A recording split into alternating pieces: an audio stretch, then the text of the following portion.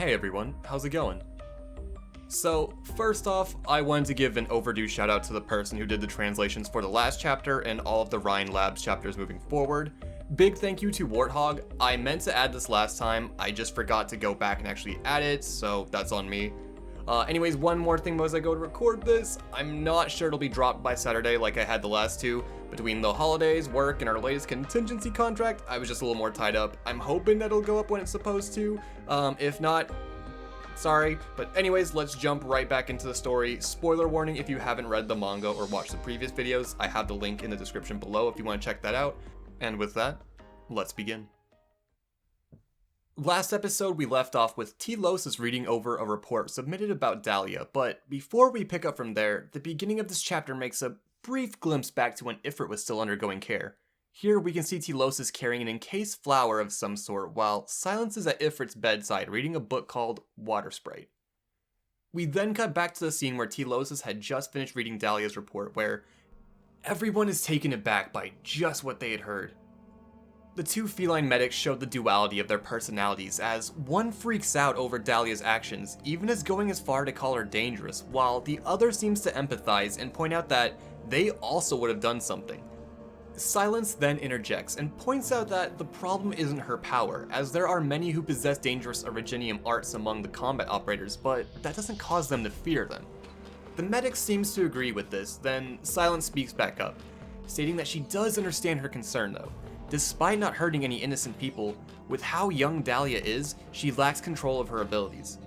After the medic's acknowledgement, Silence then mentions that the current recommended treatment plan is to keep her in a half-closed custody, which is then confirmed by the medics to be the same course of action Ifrit had to take when she first arrived. Silence then directs her attention to T-Los. T-Los. Dr. Silence, please give your instructions. Immediately schedule a complete biochemical checkup and carry out an enhanced full body scan. While we are waiting for the tests and its results, use conservative treatment methods and try to maintain her condition. She has already lost everything. We must save her.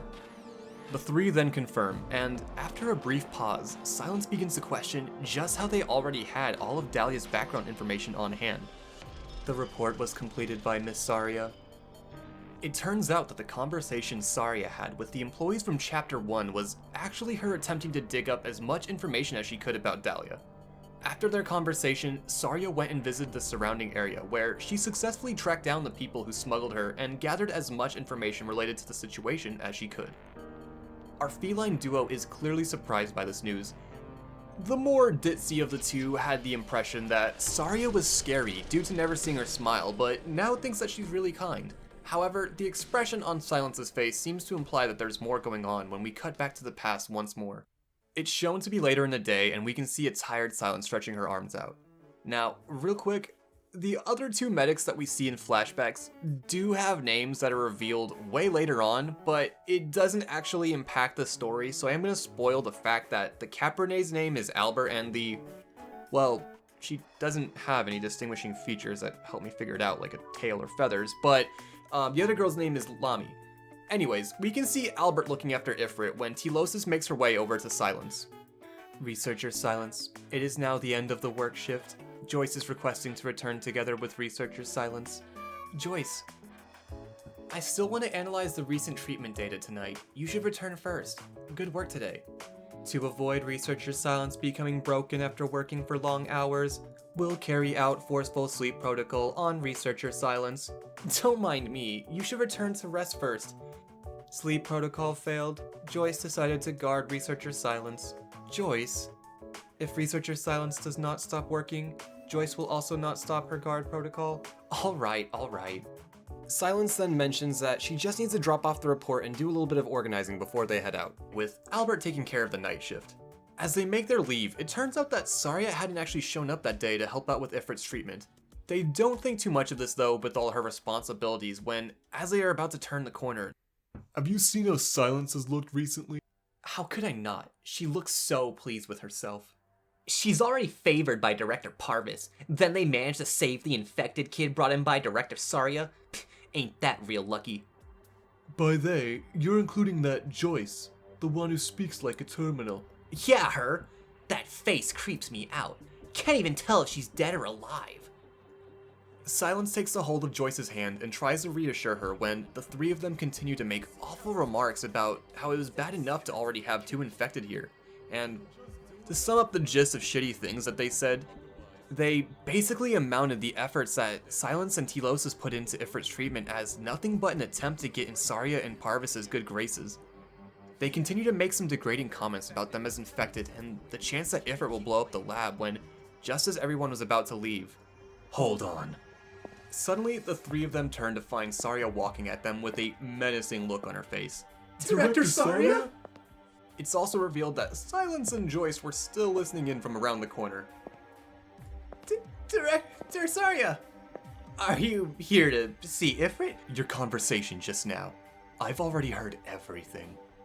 Director Saria, please don't misunderstand. We didn't mean... Let me ask you a question.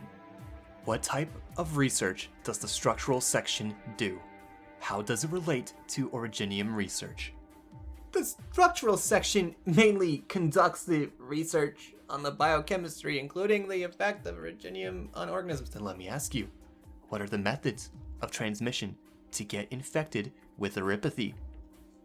Inhalation of activated Originium dust, blood contact with activated Originium. So you all do know the correct answer. Then why make statements that would make people fear the infected? This tells me that you guys lack the scientific spirit of searching for the truth. I can't help but be skeptical of all your professionalism as researchers. Rhine Lab will not reject an excellent scientist just because they are infected, because here, the most important thing is your research ability and scientific spirit, not your identity. Researcher Silence and Researcher Joyce have shown excellence in executing the chimeric treatment. The results are something to be proud of. Yet you guys, one came from a family negatively affected by Oripathy with high hopes, yet attacks their colleagues and patients in their work just because they have Oripathy. One came from a privileged upbringing and education, yet is so close-minded and easily gets jealous, laughing at other people's misfortune. And one who was once a promising rising star, yet has now fallen down so low, who would be respectful in front of the higher-ups yet would talk bad behind others' backs. The words you guys use today are lies filled with malice and jealousy. This is a sign of incompetence. Absolutely ignorant. Immoral. As a member of Rhine Lab, I am very angry and deeply ashamed of your conduct. The 3 of them then bow their heads and apologize before Saria tells them that she wants a self-reflection report from them by noon the next day, and if anything similar were to happen again, that they'd be severely punished. Silence is then shown to be looking on with a sense of admiration as the 3 of them run off with Saria scowling in their direction. Silence then turns the corner with Joyce. Director Saria! Researcher Silence. I'm here to see Ifrit. You guys are... Ifrit's treatment has already ended today. We were just heading to the office preparing to leave work. Sorry, there was a bit of delay today. I couldn't make it to the treatment. How is Ifrit doing? We're just about to go organize today's report. Want to come with us, Director Saria? Saria then tags along with them as they go to file their reports for the day, when suddenly Joyce's speech slurs a bit and she goes quiet. Silence recognizes what's happening and rushes to her side to support her. Is anything wrong with her? Joyce... Because of her body, she sometimes falls asleep suddenly. Sorry, let me bring her to a chair first. Here, let me help you. Thanks. They manage to gently sit Joyce back in the chair before Saria speaks back up.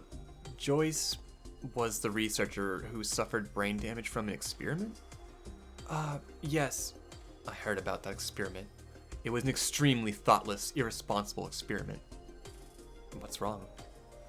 You've said the same thing as Professor Parvis. The professor said... We then cut to a conversation between Silence and Parvis. So, Joyce is like this because of an irregular experiment? Correct. I can't believe there are people within Rhine Lab that would do such an irrational thing. Using a researcher as a test subject for such a careless experiment. It's completely irresponsible behavior in the name of science.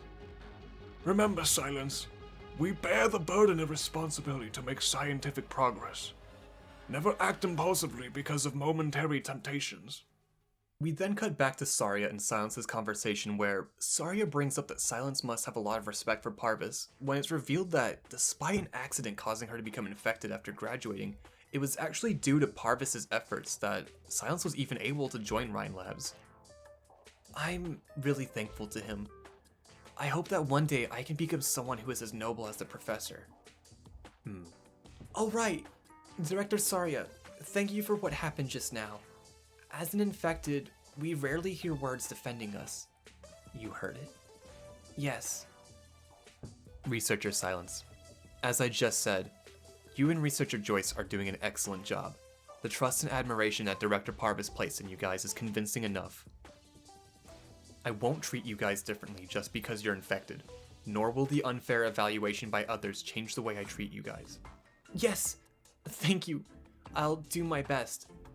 Oh right, I'll tell you about Ifrit's current condition. Alright. Silence then begins to go over Ifrit's condition, which has been improving remarkably. She was no longer in a life-threatening state, and basically outside of refusing to speak, she's doing much better. Saria then praises Silence and her team for all the work they've done, but Silence remarks that she's overstating their efforts, and a lot of it was only thanks to Parvis's guidance with the chimeric treatment. We'll still have to further trouble you for the continued treatment. When do you estimate Ifrit to recover to a more ideal state? If she continues to recover at the current rate, I estimate that after 2 to 3 weeks she can enter the stage where she can receive standard treatment. At the same time, we'll start to conduct psychological interference as appropriate. Hopefully she'll start talking to us during this period. Right, understood. By the way, weren't you guys about to leave work? What about Researcher Joyce then? She'll wake up after a while. I'll wait for her here, then we'll return together. Then I'll wait for her to wake up too. Won't this delay your rest time? No, I'd also be worried if I leave her like this. Rather, will I be a bother to you? No way, no way. I'll make you some tea. Suddenly, a shelf displaying various items and trinkets catches Saria's attention. These are... Oh, these are some of my collections. This is a special neuroanesthetic I prepared for my university's pharmacology class. The raw materials are toxins extracted from night beasts. The objective for that class was to make a local anesthesia. Initially, I wanted to make a fast-acting general anesthetic using that, but I've set it aside after I started working. As it turns out, Silence wasn't actually that far off. According to Saria, it had already been implemented outside of civilian sectors. According to her, the effects of the drug can basically stall a person's heartbeat and breathing to make it appear as if though they died, and that the defense section had actually used it before. All this knowledge comes to a surprise to Silence, as she has concerns that the dosage required could possibly be dangerous. Saria mentions that there's always risks, but reassures that it had already passed clinical trials and the person could be safely resuscitated after the fact. Director Saria is surprisingly knowledgeable about pharmacology. You can drop the formalities. It's too much trouble to keep saying it. You can just call me Saria. Can I? Of course. Saria. What's wrong? Silence then ducks away in embarrassment, leaving Saria puzzled when Silence begins to quote an article that mentioned Saria and someone named Kirsten. We can infer that she is another big representative of Rhine Labs based off this news article it shows briefly. Apparently Rhine Lab were a big buzz in the community of scientists, before she added on that she really admired the organization while attending university, thinking it'd be the best place for science and ultimately making it her goal to enter, so to be able to speak with Saria was a dream come true. Too bad I haven't met Control yet. You must be great friends with each other. You two meet each other often, don't you? Suddenly, Saria's face takes a serious look. Kirsten is very busy. I haven't been able to meet her in quite a while. What are these? Oh, these are celebratory gifts given by my classmates from university when I got the offer letter from Rhine Lab. It's kind of a class tradition. As Silence begins to show them to Saria, we pan over to Joyce on the chair before it juxtaposes and cuts to the present day, where we can see Telosis is sitting down looking over some reports when Dahlia and Ifrit zoom by her. Ifrit is doing her best to keep Dahlia under control when it's seen that she's actually manipulating pipes and shooting water out of them as she runs by, before it cuts to Ifrit dripping with water and carrying her through a door.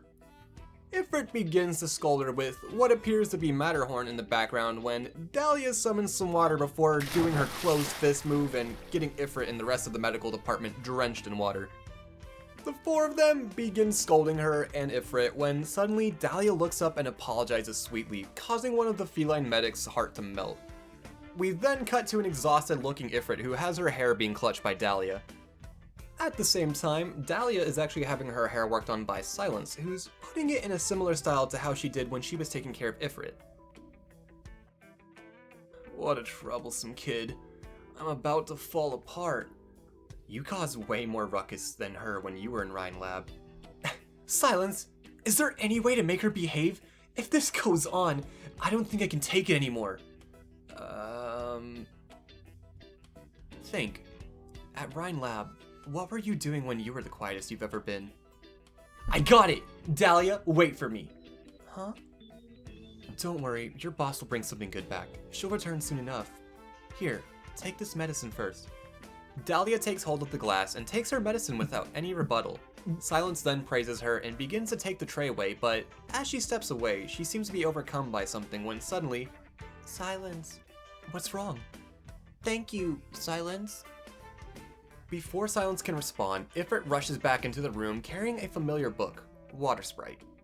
Dahlia immediately calls out Boss, and as she leaves, Silence looks on at the two of them getting set up on the bed before Ifrit begins to read the tale aloud out to Dahlia.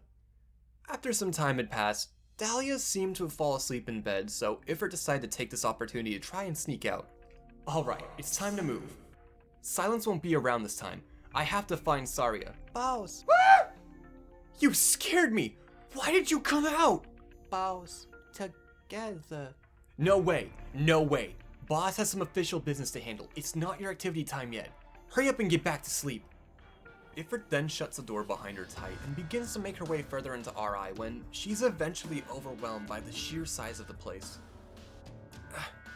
No. Why?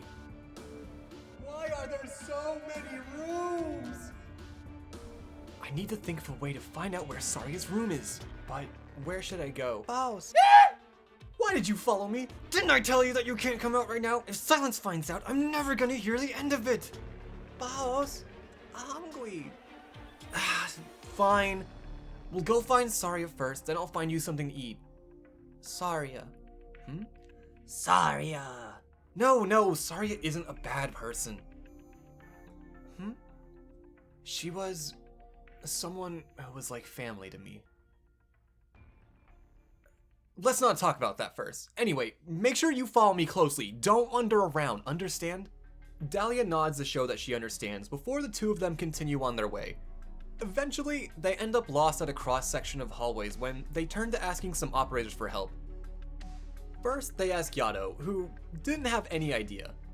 Next, we had Blaze, who also didn't know, but she reeked of alcohol and was very interested in seeing how well Saria could hold her liquor. After that, they found Lancet, who offered to make an announcement to the whole ship, but clearly Ifrit denied that. Finally, they landed on Cruz, who was trying to get compensation in exchange for the information that they were seeking. This didn't do them any good though, as Ifrit had no money when suddenly Telosis and one of the felines walks in on their conversation. Ifrit attempts to run off, but is cut off by Silence, who immediately begins scolding them. We then cut to Ifrit and Dahlia laying face down on the bed when Telosis walks in carrying a tray of food for them. Ifrit, as per Dr. Silence's instructions, for the time being, you need to report to the medical department every time you go out. I'll be bringing your meals over. It's over. Silence is really mad now. It'll be very difficult to go find Saria with people watching me so closely now. Saria? Why find? But as Ifrit was about to tell Dahlia about their relationship, it's shown that Telosis was listening intently in the background.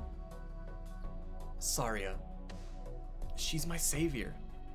Of course, Silence and Big Sister Joyce too. When I was seriously ill, it was Saria who brought me to Rhine Lab, and Silence who saved my life. It was so good back then. Saria would often visit me. Although, she wouldn't stay long, and we didn't talk a lot either. She would give me company, and even give me a candy to eat though. Silence would give me my treatment every day. When I caused trouble, she would scold me, but when I felt painful, she would hug me. They would read me books, they brought me into the garden and Rhine lab. It was so beautiful there. But the injections were very painful. I always endured it. It was too painful later on, however. I just couldn't endure it sometimes. Afterwards, there was a period I couldn't remember. When I woke up, I was already in Rhodes Island. I heard that Silence and Saria had both come to Rhodes Island, but after that, I never got the chance to meet Saria again.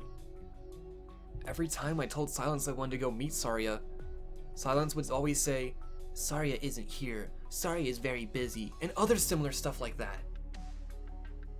But even after so long, Saria never came to visit me. I don't think the reason Saria wouldn't visit me is because of the reasons that Silence gave. I heard that during the period when I couldn't remember, I seemed to have caused some big trouble in Rhine Lab. It caused Saria to leave Rhine Lab. Then Silence and Big Sister Joyce came to Rhodes Island to give me treatment. Saria must have hated me because of that. That's why she doesn't want to see me.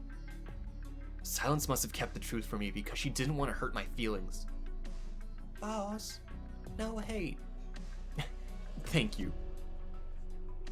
Anyway, I must figure out a way to find Saria and apologize to her. But I only managed to see Saria once in the kitchen a few days ago, and we didn't even exchange a single sentence. Damn it, why is Rhodes Island so big? Even though Saria finally came back to the ship, I still can't manage to find her. We then cut to an unknown operator reporting to Saria that Telos has sent a message asking her to head to the medical department that night to discuss more about a patient. We then see Ifrit covering her face, frustrated with the fact that she can't find her, despite being on the same ship. Meanwhile, Saria is seen looking out the horizon of the window she was standing at. Oh! Big Sister Joyce, you must know where Saria is, right? Please help me, I beg you! Sorry, Ifrit. I cannot disobey Dr. Silence's instructions. Ifrit goes and pouts on the bed after Telosis turns down her request, but right as she's leaving the room... Ifrit, Dahlia, remember to eat your meal. I'll be leaving first. All right, Big Sister Joyce. Goodbye. Goodbye, Big Sister. Oh, right. Ifrit. Huh? Tonight, Saria will come to the medical department for work reasons. When she passes by here, please do not secretly sneak out. Okay? Oh. Understood. Ifrit looks on a bit puzzled at first, and in the background we can see that Dahlia has already finished her meal when Telosis closes the door behind her. As Telosis walks away, it's revealed that Silence was standing by in the distance, and that's where we end this chapter.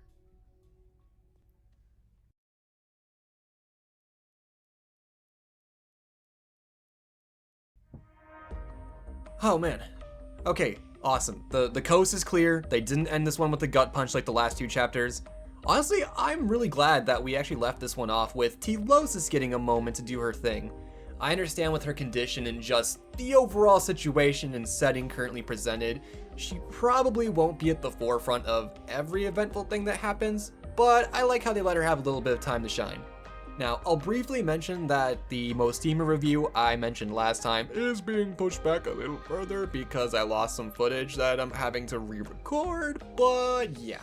I'm not sure if the watch along for the anime or the review will be first, but I'll be sure to keep y'all updated.